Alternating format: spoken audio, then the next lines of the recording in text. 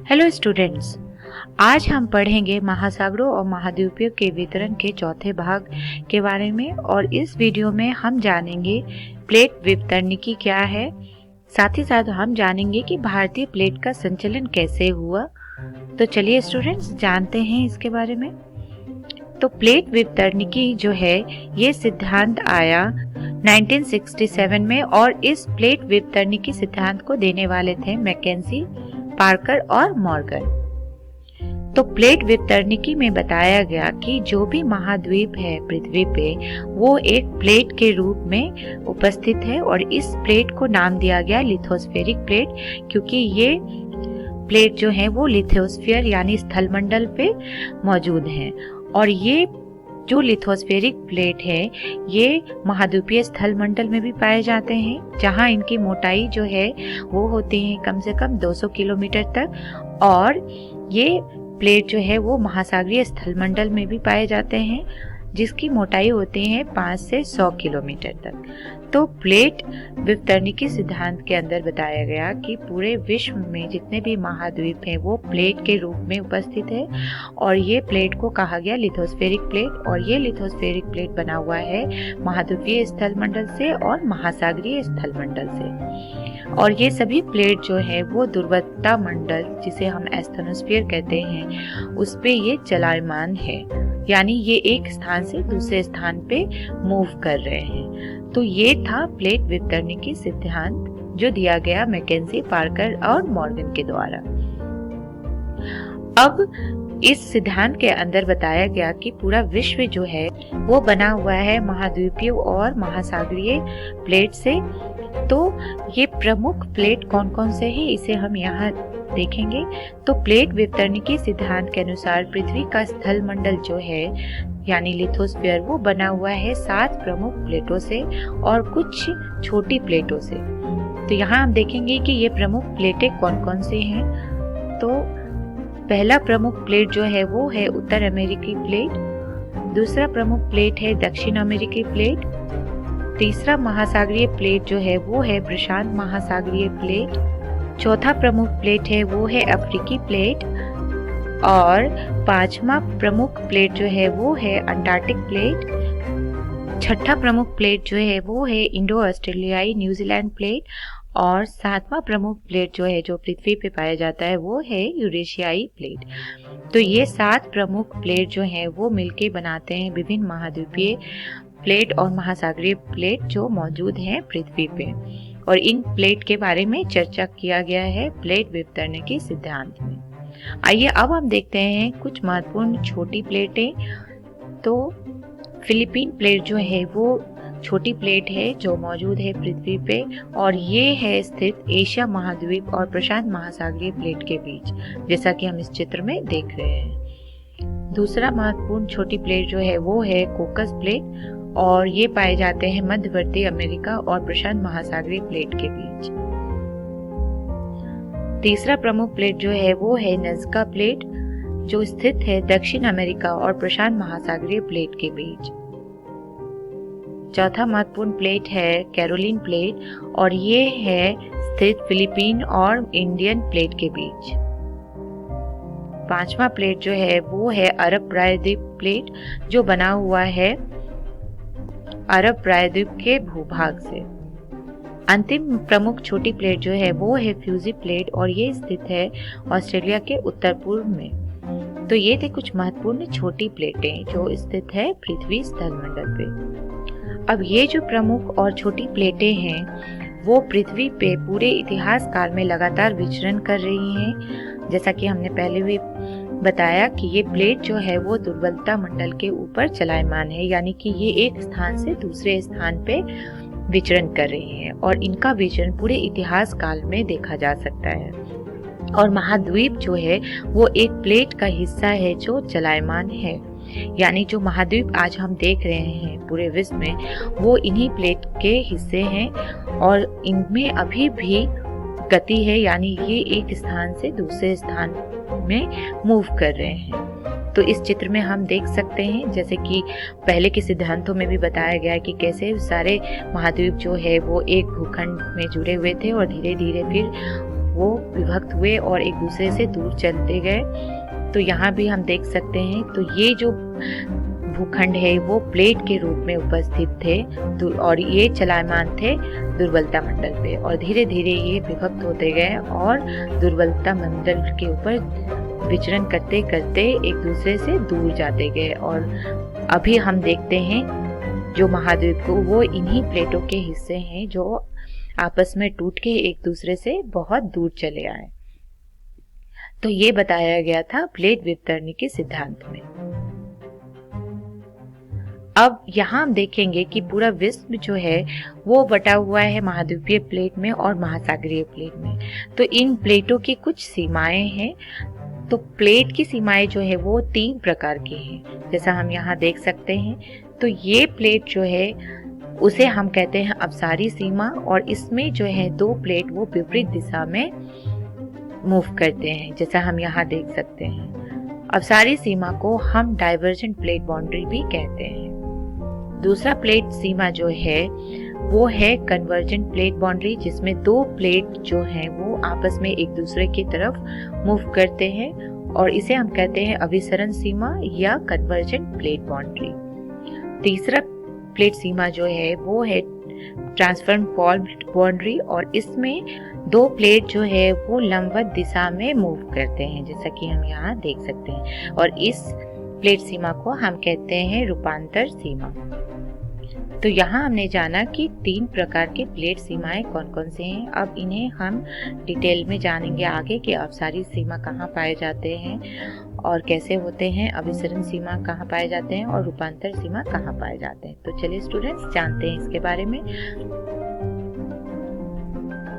तो सबसे पहले हम जानेंगे अपसारी सीमा के बारे में। तो जैसा कि हम लोगों ने पहले डिस्कस किया, ये अपसारी प्लेट सीमा जो है वो 2 प्लेटों के बीच में पाए जाते हैं, जहाँ पे ये 2 प्लेट जो है वो विपरीत दिशा में अलग होते हैं, और यहाँ नई प्रॉपर्टी का निर्माण होता है। जैसा कि हम इस चित्र में देख सकते हैं, यहाँ हम देख सकते हैं कि कैसे 2 प्लेट जो है वो विपरीत दिशा में अलग होते हैं।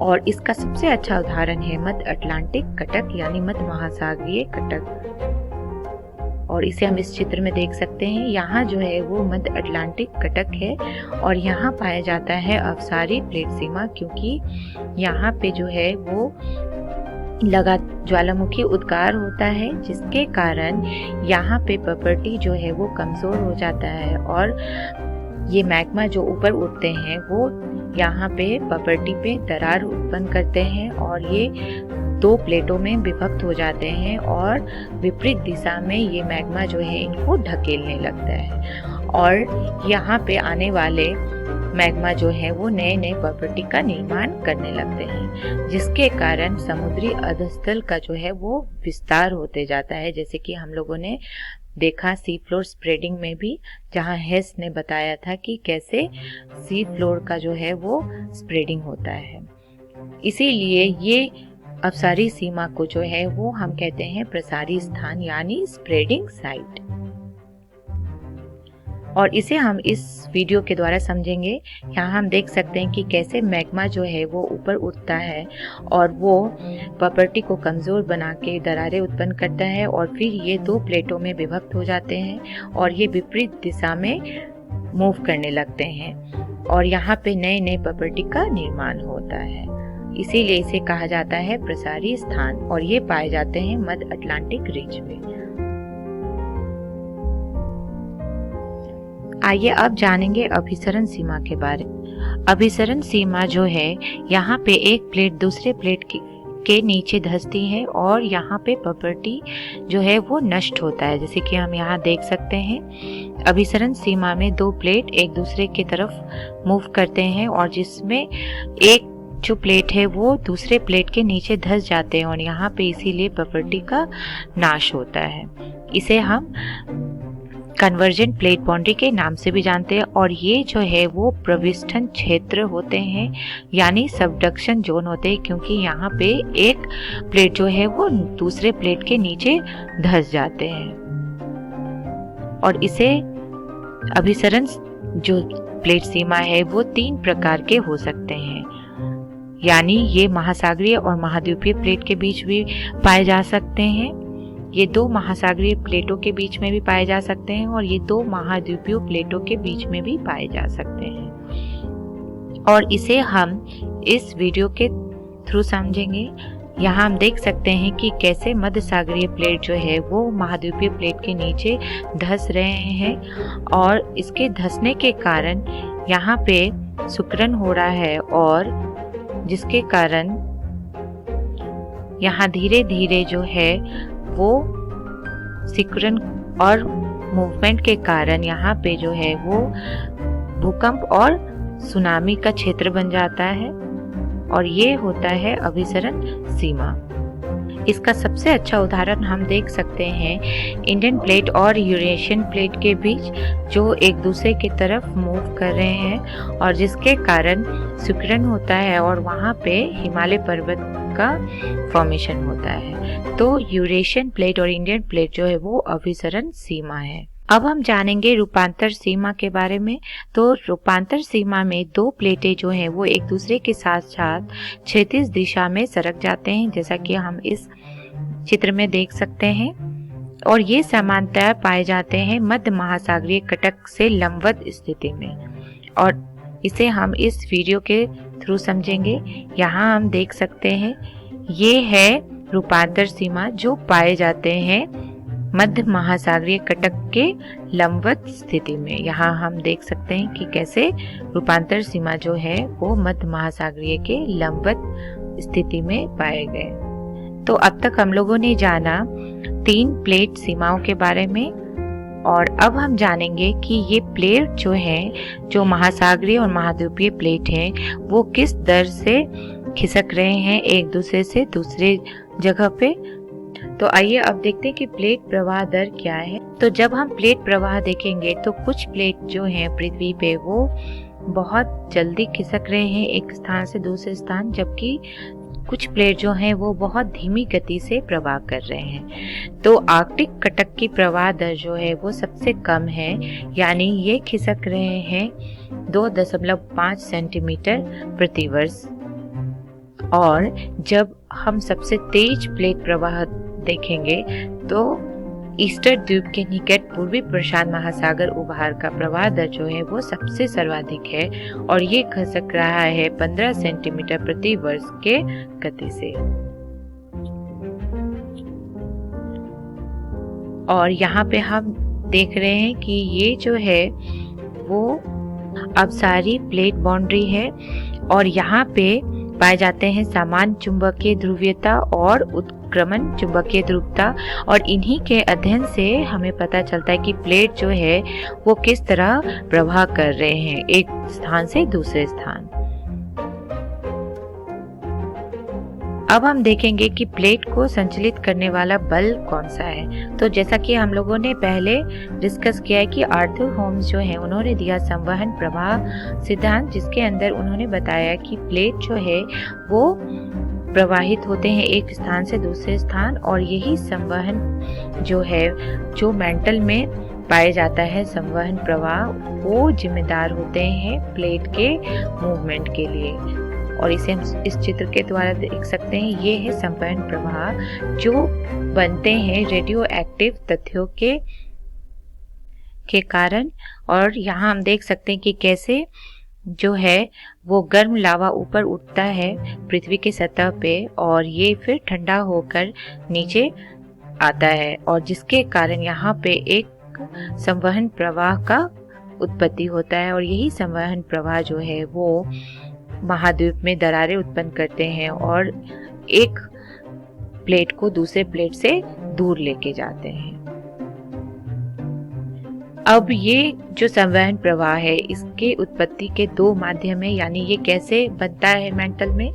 तो ये बनता है रेडियो एक्टिव यानी रेडियोधर्मी तत्वों के क्षय और अवशिष्ट ताप से और इनके कारण ही जो ताप में जो है वो अंतर आता है, यानी कहीं पे अधिक ताप होता है और कहीं पे कम ताप होता है, जिसके कारण ये संवहन प्रवाह का उत्पत्ति होता है। अब हम देखेंगे भारतीय प्लेट का संचलन, यानी हम ये तो जान गए अभी तक कि पूरे अर्थ पे जो है, पृथ्वी पे जो है, वो महाद्वीपीय प्लेट और महासागरीय प्लेट पाए जाते हैं और ये एक स्थान से दूसरे स्थान पे मूव कर रहे हैं। तो यहाँ हम जानेंगे कि किस तरह भारतीय प्लेट जो है वो एक स्थान से दूसरे स्थान पे मूव किया इतिहास में। तो भारतीय प्लेट में भारत और ऑस्ट्रेलियाई महाद्वीपीय सम्मिलित है, जैसा कि हम यहाँ चित्र में देख सकते हैं, और हिमालय पर्वत श्रेणियां जो हैं वो उत्तरी सीमा बनाते हैं इस भारतीय प्लेट के। साथ ही साथ यहाँ हम देख सकते हैं कि पूर्व दिशा में म्यांमार के रकिन योमा पर्वत से जावा खाई तक ये फैला हुआ है और ये जो है वो विस्तरित तल है जिसे हम स्प्रेडिंग साइट भी कहते हैं। अब ये इंडियन प्लेट के पश्चिम सीमा जो है वो पाकिस्तान की किरथार श्रेणियों तक है। तो यहाँ हमने जाना इंडियन प्लेट यानी भारतीय प्लेट के विस्तार के बारे में। अब हम जानेंगे कि ये कैसे कैसे इतिहास में मूव किया।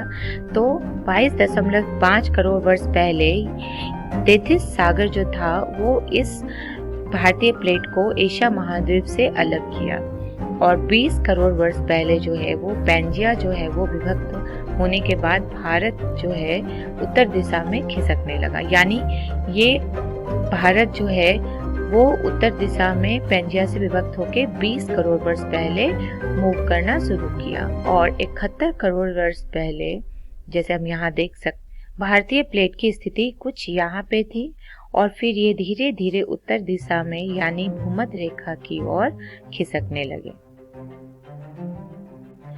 ये भारतीय प्लेट जो है 5 करोड़ वर्ष पहले, चूंकि ये उत्तर दिशा में खिसक रहा था, तो ये खिसकते खिसकते जाके एशिया प्लेट से टकराया और यहाँ पे सिकुड़न हुआ, जिसके कारण हिमालय पर्वत का उत्थान हुआ 5 करोड़ वर्ष पहले इस स्थिति पे।